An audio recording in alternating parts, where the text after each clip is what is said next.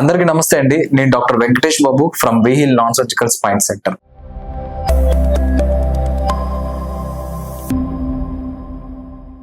So ఈ రోజు వీడియోలో నడుము నొప్పి గల కారణాలు, నడుము నొప్పికి రకాలు ఏంటో చెప్తాను. సో ప్రతి ఒక్కళ్ళు ఈ మధ్య కాలంలో నడుము నొప్పి అనేది చాలా కామన్ గా ఇబ్బంది పడుతున్నారు. సో నడుము నొప్పిలో చాలా రకాలు ఉంటాయి. సో మీకున్న సరౌండింగ్స్ లో ఏదైతే మీ యొక్క చుట్టాల్లో కానీ ఫ్రెండ్స్ లో కానీ ప్రతి ఒక్కళ్ళు ఒక 10 మందిలో తీసుకుంటే ఒకరికి మాత్రం ఖచ్చితంగా నడుము నొప్పితో బాధపడుతున్న వాళ్ళు ఉంటారు. సో నడుము నొప్పి అనేది ఈ మధ్య చాలా కామన్ అయిపోయింది. కానీ దీని ట్రీట్మెంట్ కి సరిగ్గా అవగాహన లేకుండా, ఏ టైప్ ఆఫ్ నడుము నొప్పితో బాధపడుతున్నారో తెలియకుండా అందరూ ఈ పెయిన్ కిల్లర్స్ వాడటం మొదలు పెట్టేశారు. సో ముఖ్యంగా నేను ఈ నడుము నొప్పిలో రకాల గురించి చెప్పబోతున్నానండి.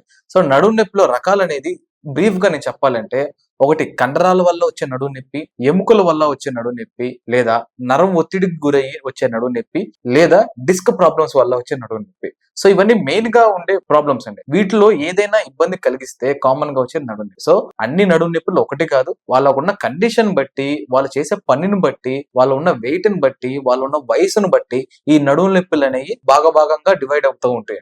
అసలు ఇబ్బంది ఎలా వస్తుంది అనే రూట్ కాజ్ తెలుసుకుంటే తప్ప మనం దానికి సరైన వైద్యం పొందలేము. సో అసలు ఏంటి ఇబ్బంది, ఎలా మొదలైంది అనే రూట్ కాజ్ నుంచి మొదలు పెట్టుకుని సరైన ట్రీట్మెంట్ తీసుకుంటే ఈ నడుము నొప్పి నుంచి మనం అయితే విముక్తి కలగొచ్చు. నడుము నొప్పి గల కారణాలు ఏముండొచ్చు అంటే, ఇప్పుడు కామన్ గా ఉండే వర్క్ స్ట్రెస్ అండి. సో వర్క్ స్ట్రెస్ ఏంటంటే, కొంతమంది సాఫ్ట్వేర్ వాళ్ళు ఉంటున్నారు, డైలీ లేబర్స్ ఉంటారు, హోమ్ మేకర్స్ ఉంటారు. సో వీళ్ళు వాళ్ళ రెగ్యులర్ వర్క్స్ వల్ల ఖచ్చితంగా ఏదో ఒక సందర్భంలో ఈ నడుము నొప్పి బాధపడుతున్నారు. సో అలానే అధిక బరువు అంటే మన లైఫ్ స్టైల్ చేంజెస్ అయిపోవడం వల్ల, ఆ ఫుడ్ హ్యాబిట్స్ మెయింటైన్ చేయకపోవడం వల్ల వెయిట్ గెయిన్ అవ్వడం, ఇలాంటి ఒక కారణాలు ఉండొచ్చు. లేదా ప్రొలాంగ్డ్ స్టాండింగ్ అంటారంటే, కంటిన్యూగా వాళ్ళ పని నిమిత్తమో లేదంటే ఇంకొక ఏదైనా సందర్భంలో ఎక్కువసేపు నుంచోవడం, ఎక్కువ జర్నీలు చేయడం, ఎక్కువసేపు కూర్చుని వర్క్ చేసే పనులు, బ్యాడ్ పోస్చర్ అంటే కూర్చునే విధానం కానివ్వండి, నుంచునే విధానం కానివ్వండి సరిగ్గా లేకపోవడము, అలానే పడుకునే విధానం కూడా మెత్తటి పరుపులు కానివ్వండి, గట్టిగా ఉండే ఒక బల్ల లాంటియో లేదా నేల మీద పడుకోవడం, ఇలాంటి చిన్న చిన్న తప్పులు చేయడం వల్ల చిన్న ఇబ్బందితో మొదలై చాలా పెద్ద ఇబ్బంది లాగా ఈ నడుము నొప్పి అనేది దారి తీస్తుంది. సో ఖచ్చితంగా